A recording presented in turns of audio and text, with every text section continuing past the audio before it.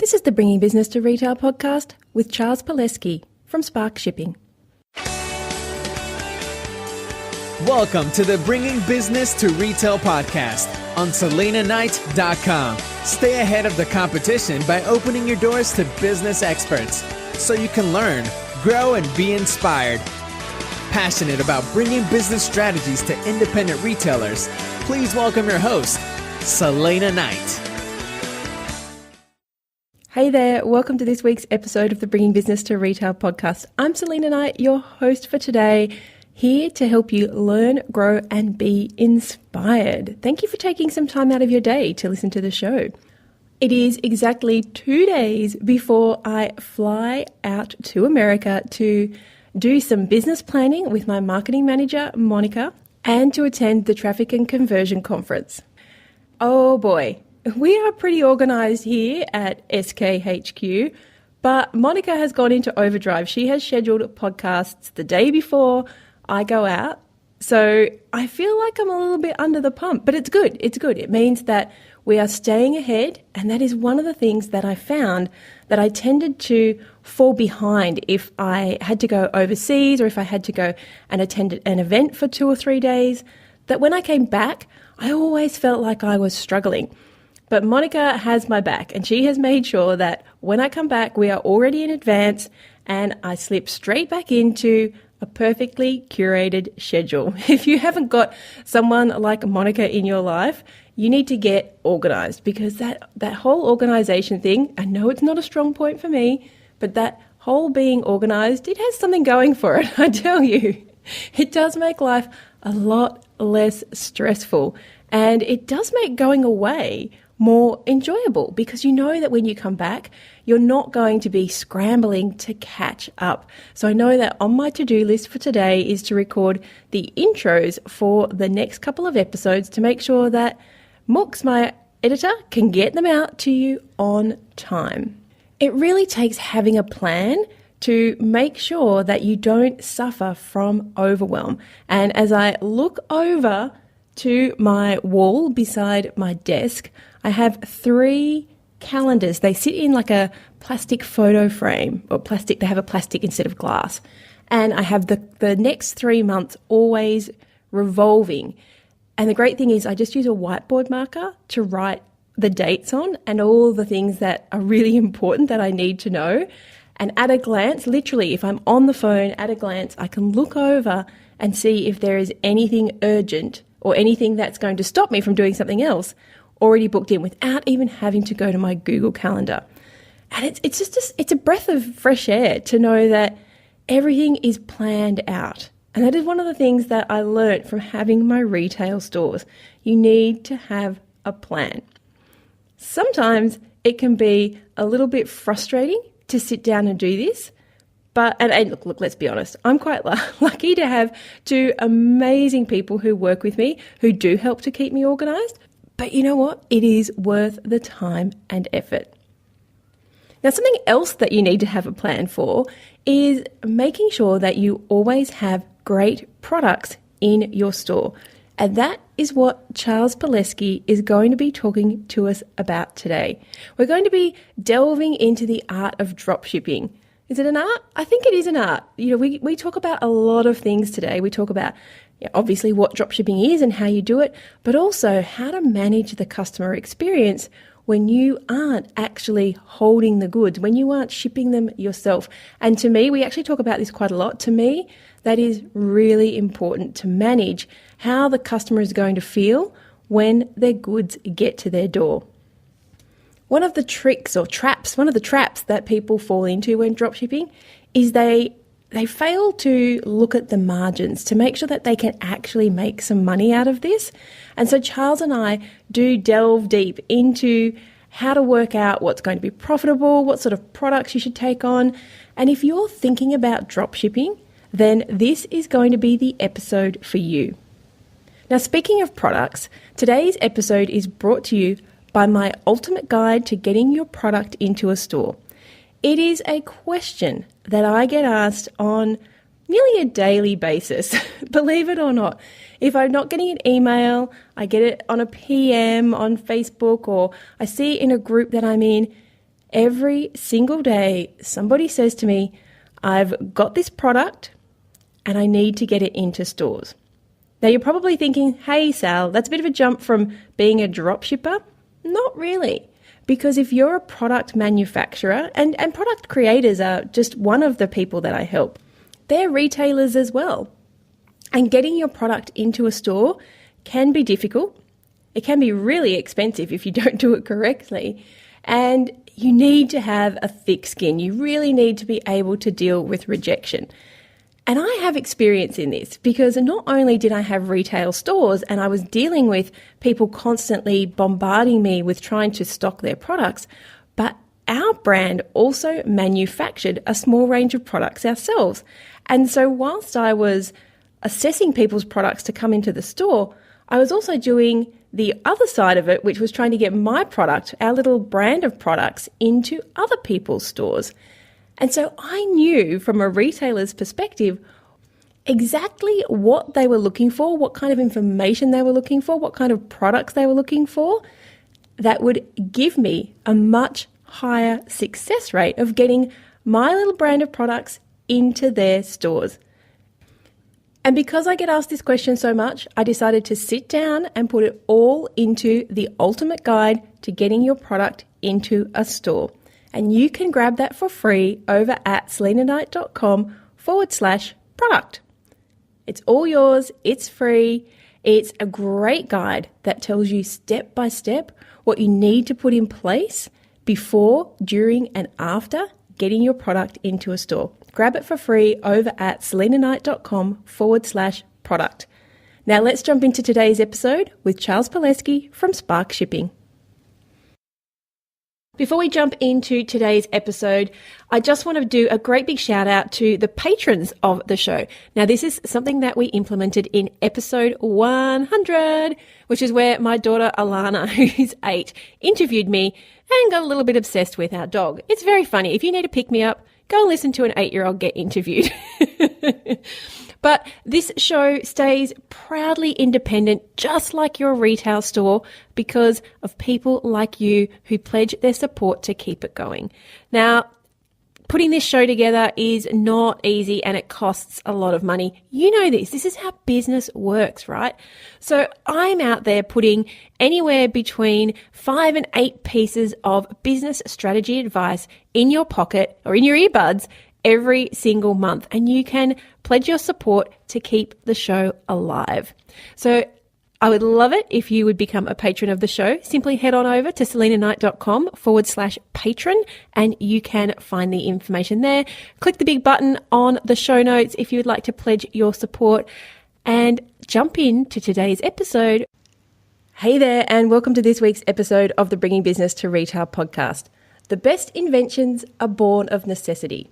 When Charles Palleschi purchased a site that sold popcorn, of all things, popcorn kernels and popcorn-related accessories, his e-commerce business was a stepping stone for him to realize that if he wanted to grow, he was going to have to scale and automate parts of his business.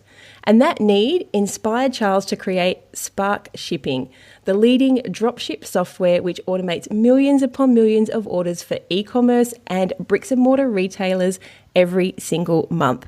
I'm really excited to be talking about dropshipping because it is something that a lot of retailers may not know that they're even doing. So welcome to the show, Charles. Hey, thanks a lot for having me on. Okay. This is a New York accent, am I right here? Close. From Australia, it may sound like that, but Boston, you got it very close to that. Yep. Sorry. Still getting used to all my accents. We're like Australia. You're like Americans love Australian accents. We love all the individual American accents. You'll hear it come out very quickly. It's very Boston. Great. Okay. So tell us, what exactly is dropshipping? Because I have a feeling that some of the people who are listening today will know what it is, but others will actually be doing it already in some sort of informal arrangement in their store, and they don't even know that they're doing it. So what is dropshipping? Yeah. So what dropshipping is, kind of the basic definition, is anytime you're sending orders to a vendor, and for purpose of a vendor, let's say it's a manufacturer or distributor, you're sending the orders directly to them, but you're not taking physical possession of the inventory. So you're not going out there and purchasing X number of units, bringing it to your warehouse or your local store, your 3PL. You're just sending those one-offs directly to them. They send the order directly to the end customer. So you're able to send orders as small as one order at a time to the vendors. Without actually having to fork out the money to have the inventory in the first place. Exactly. So you don't have to do any kind of predictions on what product's going to sell. You can just send orders as they come. And that lets you do a lot of different interesting things that you don't have to make some major bets. You can try a lot of things. And that enables you to try some different things that typical warehousing doesn't allow for.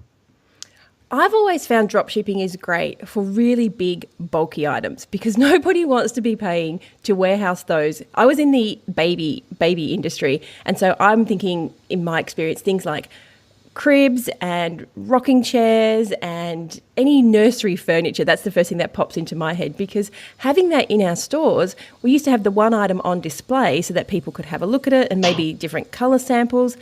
But having all that inventory, one, was going to cost us money in real estate.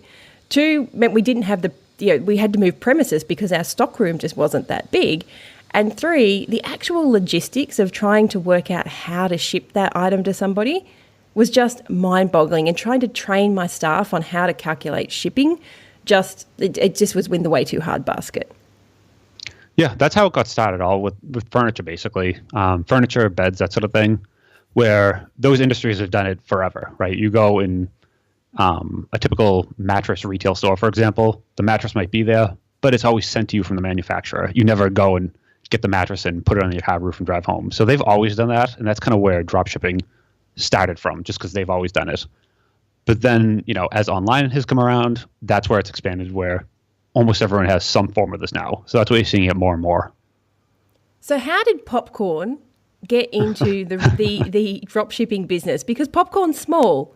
It seems like something that, and I can't imagine it's expensive. So it seems like the kind of item that wouldn't necessarily lend itself as the perfect drop shipping enterprise. How did you get started into drop shipping? Yeah, so I originally started, and this is going even further back, doing originally, corporate job, that sort of thing. Went off and did some freelance consulting. Somewhere along the way, it was all technical consulting, building out, custom software. Somewhere along the way, I decided to purchase that eCommerce store about popcorn. No idea why popcorn. It just kind of came across, ended up purchasing that. And that's kind of how that happened. So it wasn't that, I grew up in a carnival and had a love of popcorn. It's just kind of, it was just something I kind of found and stepped into. And through that was kind of the first introduction into e-commerce, and that's kind of how Spark Shipping was born. But the reason why dropshipping worked for that business is something I'd actually recommend for a lot of businesses, even with smaller items, right? Where for large things, mattresses, makes total sense. But then in the exact opposite direction, when you start looking at very small items. So for example, a popcorn machine, all different parts, or a better example would be automobile distributors, right? Where you have headlights for hundreds of different cars, different years, different models, different parts, all different things. It doesn't make sense to stock all of these, but you might want to stock some of them. You're just not sure which ones make sense, which one's going to be your best sellers. You're able to bring a whole line of products in that you've never had access to, and maybe initially you're not getting as great a margin because you do have to drop ship them, and there's some extra fees involved with that. But the nice part is you can try all these, and you can really go out there and figure out what's selling, what your customers like, and then based off that, you can start saying, okay, maybe we want to do this hybrid and pull in some of these products and ship these from our warehouse or our local place of business, and we drop ship kind of the long tail of products. So these obscure products, this headlight on the 86 Chevy, let's drop ship that. We sell one a year, but this one right here that we can sell X number of per week, that we're going to pull into our inventory. But it allows you to kind of pull in some different inventory, test it, see what works, and then make decisions based on that, which is really powerful. And that was the benefit of the popcorn business. We had some stuff local. We did some FBA, that sort of thing. But we're able to, for the long tail, for the vast majority of the SKUs, go direct to the manufacturers, which was great. Okay. So I had it in my head a little bit differently. So I thought you were the distributor of the popcorn. So that's my fault. I misinterpreted. No, yeah. I misinterpreted that. So you actually decided that instead of holding the popcorn inventory, you would go straight to the suppliers. Now, tell me how that works in the case of, this is one of the questions that I had for you. How does it work? Say you've got your popcorn machine coming from supplier A and caramel popcorn coming from supplier B. How does that work for you in the sense that, one, you're probably going to be paying 2 sets of freight to the customer, and 2, as a customer, I'm a little bit miffed if my popcorn machine turns up and I don't have any popcorn to go with it. Yep. So how do you manage that? Yeah, that's definitely a challenge, right? Where you don't necessarily know. In the case of even go further, right? In the case of you're working with multiple distributors that carry the same product, you might not even know when the order comes in who's going to have that product in stock at that exact moment. So this is something that you don't, as a retailer, you have to figure out your shipping averages and get kind of an idea and bake it in that in some orders you're going to be doing really well and other orders not so much. Hopefully it's not extreme. Popcorn machines are actually a tough one, right? Where if you're sending a popcorn machine to Alaska from the continental US, the shipping is not cheap. So you have to be careful on those sort of things. But you want to kind of bake in those margins and get an average and look at it that way, if that helps.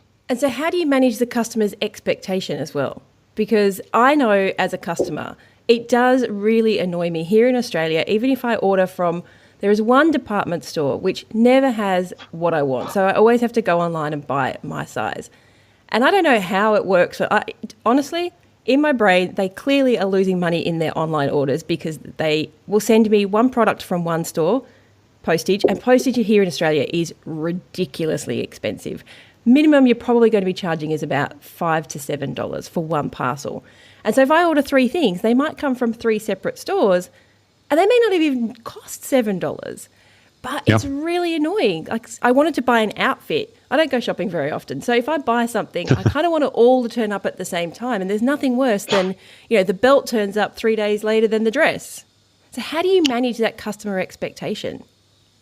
Part of that is the vendors you work with are going to give you certain guarantees. And some vendors are very good at this, others not so much. So depending on who you're working with, some might be able to say, these regions we can guarantee 2-day, these we can guarantee 3, and they'll kind of go that way. Other manufacturers are just not great at that. So it's really up to you as a retailer of choosing, baking that into kind of who you want to work with. If you're able to pick and choose your manufacturers, distributors, you can start selecting the ones that have the best availability. Some of them have multiple warehouses kind of here in the U.S., dotted across the U.S. where they know anything in the continental U.S. they can reach in 2 days. So if you place an order, they can get that to you. Other vendors might say, we have one warehouse, it's in Cincinnati. If you order to New Mexico, that's going to be 5 days. But if you order, something a little closer, we can do that same day. So sometimes it's, depending on the manufacturer, it's difficult with some of them. So it really depends on who you're working with and picking as the retailer to work with some folks that are better at that part, essentially. And you kind of learn over time which manufacturers are doing well and which ones kind of aren't meeting the shipping expectations, because they don't always do the same thing. Do you think it's important to write in your product description or make it clear at some point through the checkout process? And I know this is not necessarily your area of expertise, but as somebody who's the dropshipper, and I'm sure somebody who's ordered products online multiple times, do you think it's important to let the customer know that the items might not arrive at the same time, or they might come from different shipping companies, or that, if just because one thing turns up, it doesn't mean the other thing won't turn up? Do you think it's important to actually stress that through the customer journey? I think as long as you're clearly communicating, tracking back to the customer, and they see, here are these 3 orders, here's the tracking for these items in the order, rather. These other items have not yet shipped. They get those notifications, and that kind of sets expectations as they go. And this is something even if you order from Amazon. Sometimes you'll order 5 products, you'll see 3 have shipped in this order, and you'll see 2 are still pending. So you kind of just know that, you're expecting them in different lots. So as long as you kind of group it like that, What you don't want to do is send one tracking number and say, your order shipped. Great. And then you get the order and 2 out of your 5 items have arrived and the other ones are, 5 days later. You want to just kind of set expectations as early as possible. And you might not know when the order is coming in exactly when, but as long as when you're getting back tracking, you kind of let them know, hey, these 2 have already went. I kind of found that's usually, what people are shooting for. And even Amazon doesn't get it.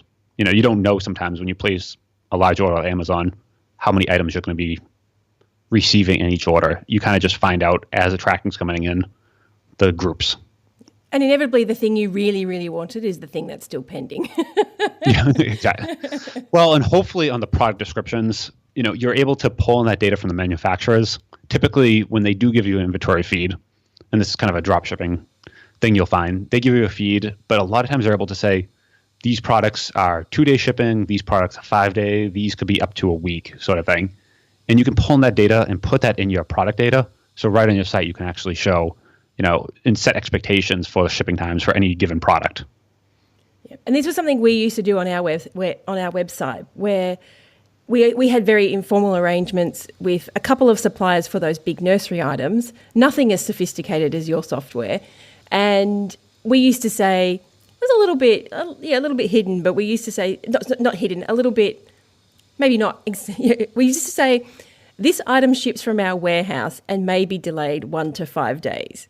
We didn't have a warehouse. We just had our stockroom, but they were shipped from the dropshipper. So we kind of just said this item ships from our warehouse and may be shipped separately and with a delay of 1 to 5 days from with your other items. So I just feel as a customer that you need to be aware. And I like the idea that you can have these multiple tracking numbers. And I'm curious how you do that, because I've worked with most of the big e-commerce platforms, your Magento, your Shopify. And when an order comes in, I haven't seen the option to send out multiple tracking numbers for different products.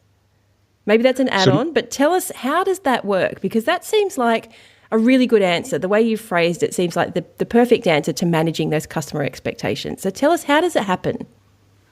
So most do, and I know Magento supports it now. Shopify definitely does. I believe BigCommerce does as well. But you can split on top of the order level, then there's shipments. In each shipment, there are multiple items. Each shipment has a single tracking number. You can include items in that. So one of the things we do is at Spark Shipping, what we do is basically automate the connection with the vendor. We know these 2 items went to vendor A. We're expecting those 2 items come back in that tracking number. We know vendor B got 3 items. We're expecting those 3 coming back. So we're able to kind of group them based on that and help set those expectations. So that's kind of one thing we've worked very hard to be able to push that data back, so then the end user gets an email saying, these 2 items have shipped, these 3 items have shipped, and kind of set it that way. So they don't know what's come from different vendors. They just see different tracking numbers. Great, which answers the question that I was asking, how do you manage that expectation? And I haven't seen that before, because clearly I have not used your kind of software. I've always just been, this is shipped. So I like that idea that you can have the different tracking numbers for the different, and actually attributed to the different products. So the person does know what to expect and when to expect it. But I have a question. Yeah, the more granular you can get, the better with that case. The more data you can get back to the user, the more they can kind of view into what's happening. They might not have exactly, what's going on, but the more you can give them, that usually kind of gives everyone a better feeling. And then also reduces your kind of customer service inquiries of, hey, where's my package? They can kind of see at least something, something moving through the pipeline, so they know it's happening. It's just not, they send in an order, it goes into a black hole, and they hear back a week later that, it's back ordered. So that's not the experience you want. No, and that's where I was going to with that question of having been on the end of the phone with the person saying, hey, I ordered this piece of furniture and only one turned up, and then you have to get into the system and work out what's going on and call the supplier and all that kind of stuff. So I love the fact that your software has just completely automated that process.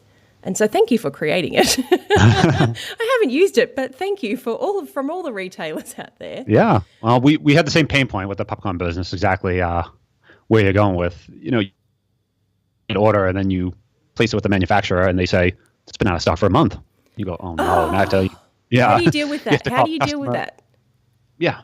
So one thing Spark Shipping does do is so first, to back up, first of all, these vendors, typically most vendors, and this isn't a, hard and fast, this is what everyone does, but a lot of times vendors that do this will provide you up-to-date inventory. Up-to-date could mean real time, it could mean every hour, every day, hopefully better than every week. I've seen every, every quarter. Oh, but no. hopefully, the more up-to-date, the better. I've also seen never, which is another interesting one. But hopefully they provide you something, let's say every hour. One thing our software does, or something everyone should be doing, is often as you can, pulling those quantities in and updating the store. So when the vendor marks it as out of stock, it drops out of stock on your store. So it kind of, nips this one off early on, where you're not even getting orders that are going to be out of stock, because if you're able to pull in the vendor's inventory quantities, update your store, you're not even getting those order submissions. So you're able to do that kind of much earlier on in the process and avoid those kind of calls. We've all been there. I want 3 of those lights, and then you ring the supplier and they only have 2. And then you have to work out a solution, or you have to try and shop around, when it just would have been easier if the person only could buy 2. Exactly. And sometimes you have to call them and say, well, we have this other color, would you want that? And then, you have to leave a message, they call you back. So it creates like this extra hour of work that also when an online business or drop shipping, the margins might not be huge. So if you have to spend, hours figuring an order and doing all these alternative, things in the order, it really starts eating your margin pretty quick. So the more you can streamline that process and the less of those customer service calls, the better off everyone. And the happier customers are. Yeah, and we want happy customers so they come back. But margins is the one thing I said to you I wanted to talk about before we jumped onto the podcast. So here in Australia, the margin for a dropship product tends to be around about 10%. If you're lucky, you might get 20. If you're really, really lucky, you might get 30. But we're talking quite low margins for dropship products. And in addition to that, you may have to wear some of the shipping if you offer flat rate shipping, if you've been silly enough for things like furniture to offer flat rate shipping. And you also have to deal with the fees that are involved. I'm sure there's a fee for your software, there's a fee for your website, there's your payment processor. So when you add all those things together, is it actually possible to make money from a drop shipping business? Yeah. So, the first part of it is the margins, right? Where you see, so many vendors out there and kind of people, folks label themselves as a drop shipping vendor. There's different levels of vendors, just to kind of make that clear, right? Where there's vendors, if you're a new retailer, you just opened your e-commerce store yesterday, it has a little coming soon page. You're able to go out to them and say, hey, can I drop ship for you? And they say, sure, come on. And that's it. And you're able to actually sell their products. Those tend to have the low margins because they accept everyone. It's, you're competing with everyone out there, and you go to dump the products on Amazon, you see 50 other people selling the exact same product, and you realize, oh, wow, there's people selling it on Amazon at a loss. So there's those vendors, you're not going to make a ton of money, honestly, and there's going to be some real slim margins.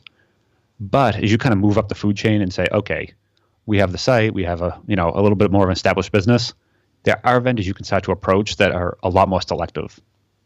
So I know with the popcorn business, day one, we went to certain vendors and said, hey, can we sell your products, this and that? And they said, absolutely not.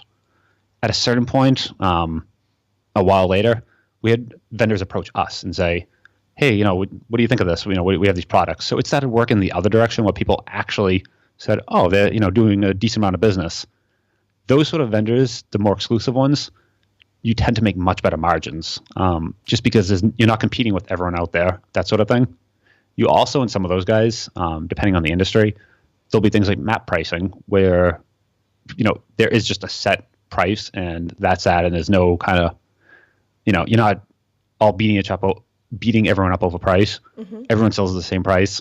So a nice blend of some higher end vendors, some map vendors, you start to get some decent margins that way. So you are able to make some money once you kind of move up the food chain to some better vendors. And then even at that, there's some real small vendors that, maybe they don't even, have like a drop shipping official program. It's really like this obscure vendor that people don't know about. And those you can make some really great margins where they might be the only other one selling their product, or they have only a handful of people carrying it. So you're able to go in there and really kind of do something that, not a lot of folks are doing, and really, set the market price.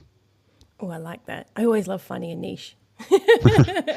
And once you do, and you go deeper into it, you're able to start uncovering these little gems. But day one, there are the vendors out there that everyone uses, and you sign, you put the form in online, and you get the email back 20 minutes later saying you're approved, and they send you a list, and great. And then you start looking at the prices, and once you do those calculations of, okay, here's how much I'll have to pay for, my shopping cart, or here's how much I have to pay Amazon or eBay or whatever all the fees are, and once you get shipping and any sort of tax, anything like that, you realize, oh gosh, like that's that's $1. Yeah, okay, I can do all this and make $1, and if anyone returns one, now I'm in the hole, 5 orders. Yes. So those initial vendors, great to start with, but you want to start looking at, what else is available.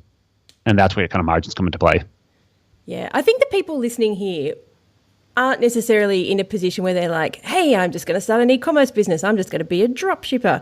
I think the people listening today would look at drop shipping as another line of inventory that they could add to their already existing base, which personally I think is a much more sustainable way to do it. And like you were saying, you can go and cherry pick the kinds of people that you want to work with based on the products that work with your store, rather than being one of these people who has everything from the headlights to the popcorn to furniture, in the hopes that if they dump enough product onto the internet everywhere, they might make a few dollars.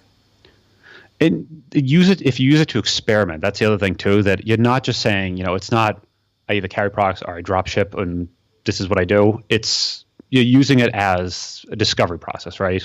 We found out at the popcorn site that this one particular top on a cotton candy machine, I don't know why I remember that, but it sold very well. I don't know why. We couldn't sell the machine itself, but we could sell the top on it for some reason.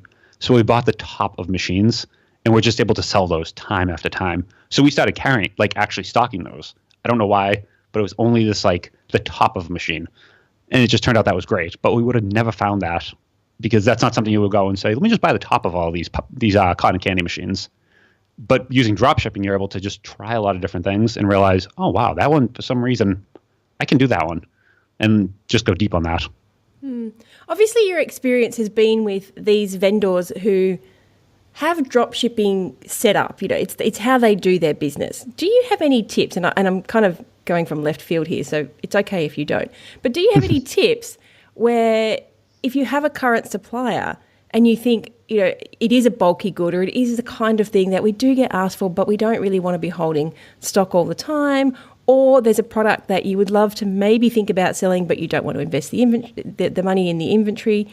Do you have any tips on how you can approach those companies and try and get them to buy into the whole dropshipping lifestyle? Yeah, so one big thing, and we get this a lot with, so the thing Spark Shipping does is we automate the connection of inventory, orders, and tracking. And one neat thing we can do is we can pretty much send or receive those in any format the vendors want. And kind of the reason behind that is when you approach a vendor, the best thing to do isn't to tell them, hey, I want to do drop shipping and here's how I'm doing it and this and that. It's start to approach them and find out when you send them an order, what are they doing with that data? A lot of times they might be keying into some system, putting in a different format, typing in a spreadsheet, and then importing into something. But when you're submitting your data, they're doing something and they're submitting that to something else. So kind of what we found is when you talk to the vendors initially, find out how you can make it easy for them.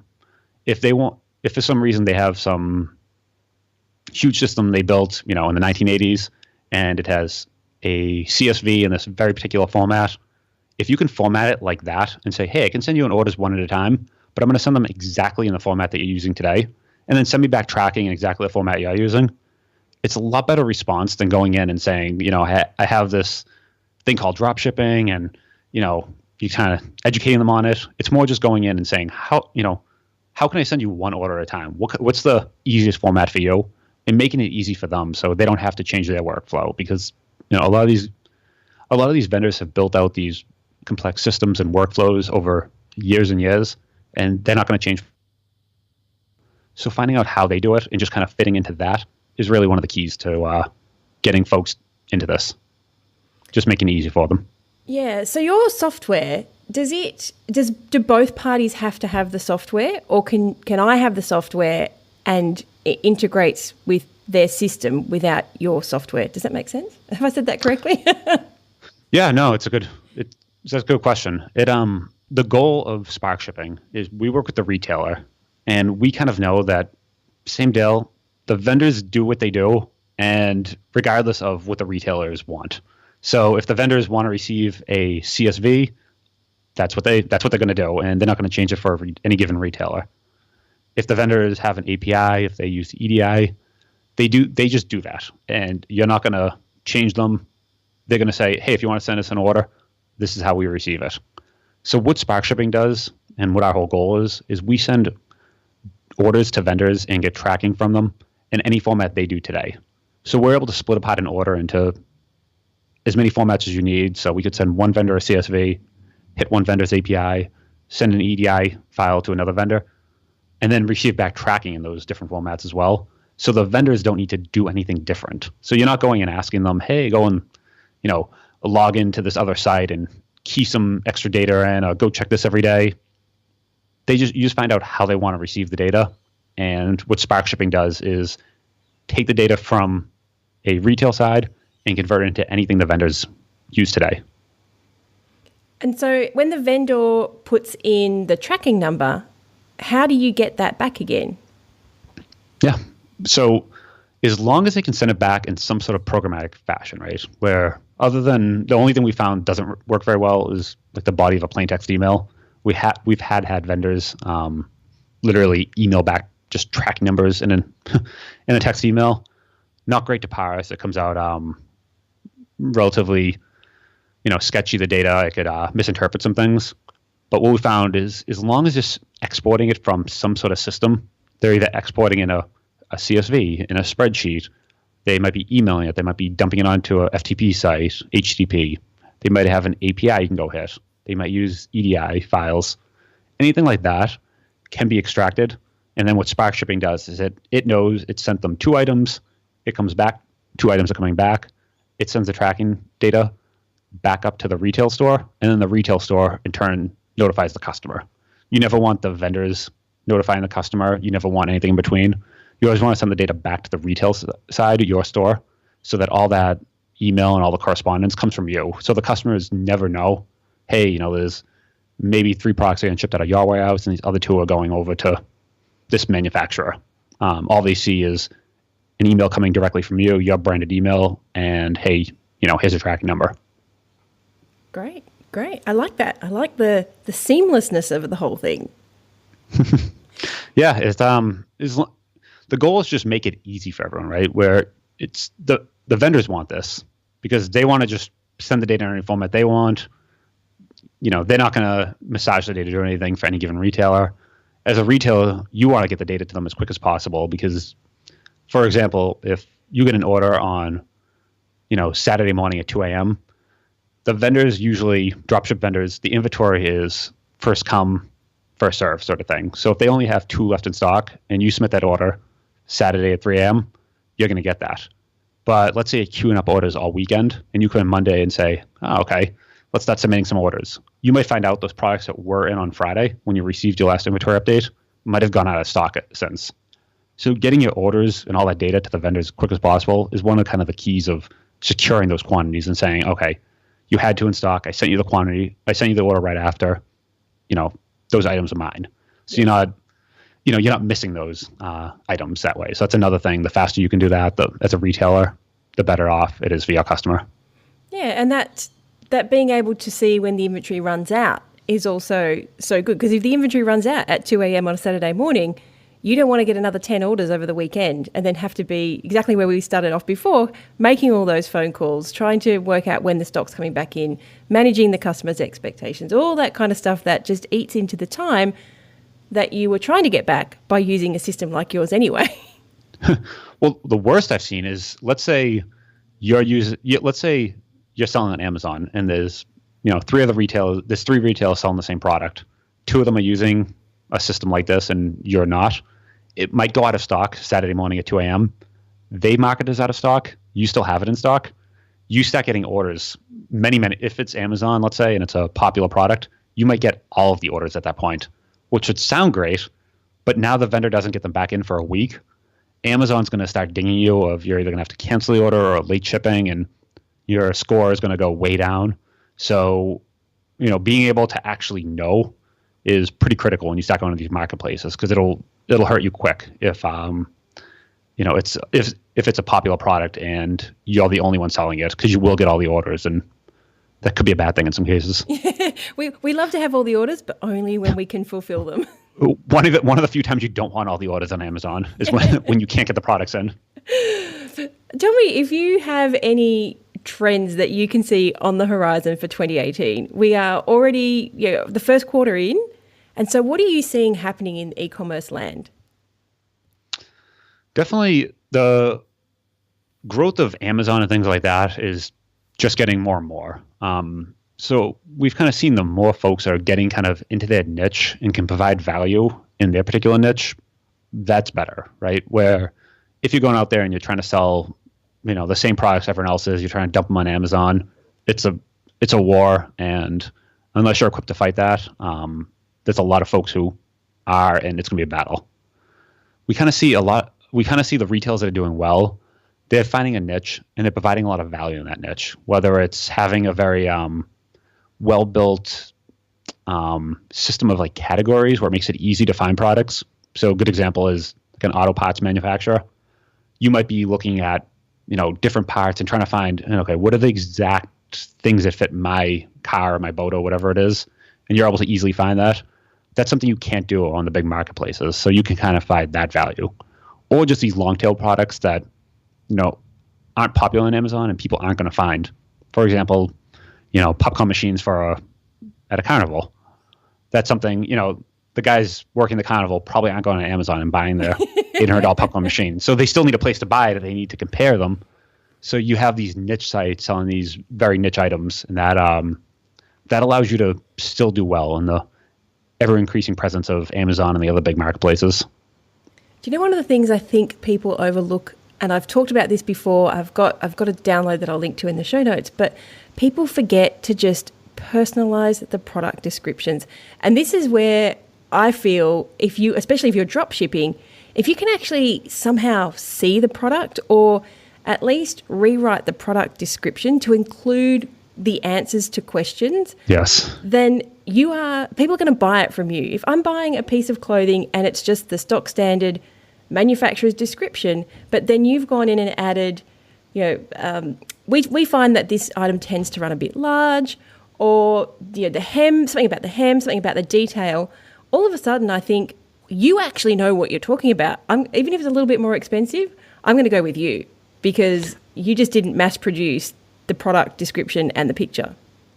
Yeah, totally agree. We found that, sometimes you had new people starting off and they say, hey, I work with this dropship manufacturer. They have 100,000 items. I'm going to load them all into my store. And say, and you start looking at those descriptions those vendors send, and it says, green shirt. Yes. And there's like one picture that's kind of this like bizarre picture that doesn't even really look right, and you could tell they use the same picture for 100 other products. This isn't adding value. So, and that's what I mean by adding that value there of having exact same thing, built out categories, built out descriptions, really kind of, show the exact size, the specifications, and really build that. So when you're shopping, this will work with my X, and this is exactly what I'm expecting. I've even seen people go as far as bringing the products in-house and taking some nice pictures and using those. So then you have your own photos that, the vendor might give you that one or two, awful photos, but you have your high-res ones that nobody else has, and they're yours. And now you're really adding value, and it shows, you actually know what you're talking about, like you said, with these products. And then you're able to show those right on the front page of your site and showcase, hey, here are, our top-selling products, but really go deep in those products and show what they're all about. Yeah. And make sure you watermark those high-res pictures, because for sure, everybody else is going to think that the product manufacturer gave them to you, and they're going to take them and use them. Yeah, absolutely. You see you hear that a lot, people taking photos, and now you're generating that IP, you're generating those descriptions, and that's valuable. So you're actually then at that point building an asset in those descriptions and photos. So like you said, the more you can do to protect that, the better. Okay. Are there any last tips you would leave us with when it comes to dropshipping, e-commerce, trading online? What are the things what's the one thing that you think, slaps my forehead? I just wish every person did this. Life would be so much better. Yeah, I mean, with anything, wherever they are today and where you're going, it's a process. So there's no one thing. It's knowing that you're going to grow and it's going to change over time. And this is kind of an organic thing. So like we were saying before, starting with some basic vendors and then kind of growing from there, just realizing that it's a journey and wherever you're starting now isn't where it's going to end, and just kind of developing it over time and getting better at it, and realizing that same thing we found with the top of that cotton candy machine. You start just, as you do it and as you're in it, you start finding things and realize, that's the product. That's it right there. We can sell this one right here. And then realizing you're going to keep doing it and you're going to find product 2 and product 3, and it's going to grow over time. And just realizing that that's part of the process, and that is the job, finding those things over time, finding those vendors, finding those products that not everyone found. And that's just part of the process. The unicorn products. Yeah, the unicorn, exactly. So being an e-commerce leader, are you an in-store shopper or are you an online shopper? I would say bulk online. It here in Boston we have very good shipping. There's things come quite quick, so we're able to order stuff at the house or even to the office, and it just shows up in a day or two now, and it's almost magical compared to even a few years ago where shipping was delayed and things took time. Things show up very quick now. So I would say mostly online.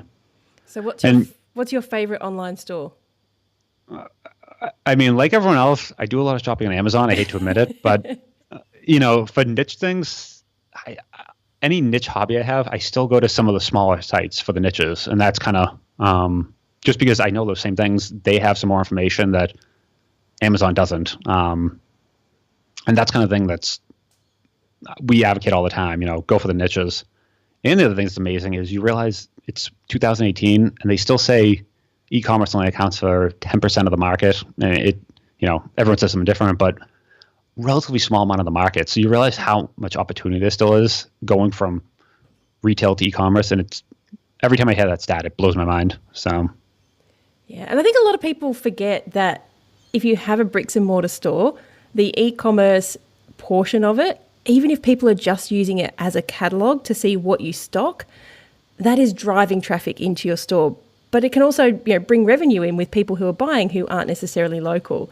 So I think retailers sometimes forget, like bricks and mortar retailers sometimes forget that e-commerce in 2018, but even in 2010 is actually a necessary part of being a retailer. It is something that it's not a nice to have. It's something I should have. It's something I have to have.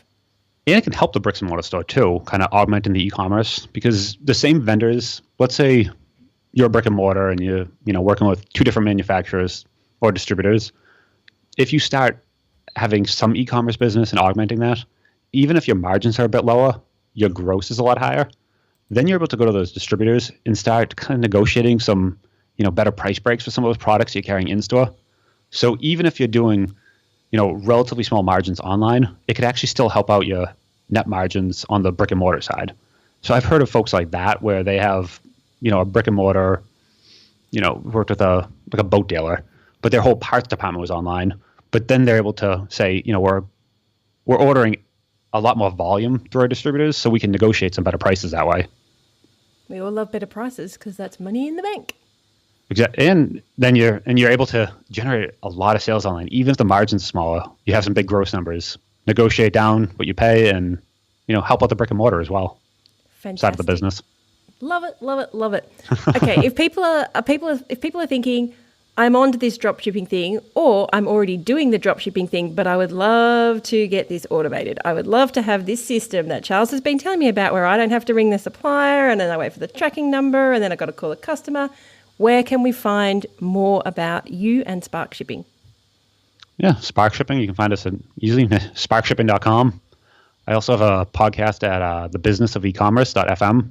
We have links to that on Spark Shipping as well. And you can find me on Twitter. I can send you a link to that, and accessible through just about everywhere. And Charles at Spark Shipping if you want to reach me directly. Keep it nice and easy. Fantastic. Well, thank you for all of that information. I know a lot of people here will be thinking this is something I need to maybe not necessarily implement right now, but something I should definitely think about going forward for the testing of the products, and if they're already doing it, to make their life so much easier. So thanks for sharing all of these tips and all of this information here today on the show. Yeah, thank you. Thank you very much for having me. This was great talking to you. I hope you enjoyed this week's episode of the Bringing Business to Retail podcast. You can find all of the show notes over at selinaknight.com. If you found something that you heard today particularly useful, I'd love it if you could leave me a review on iTunes or Stitcher. And of course, feel free to share this episode with someone that you think could benefit by listening to it. Want more retail biz strategies?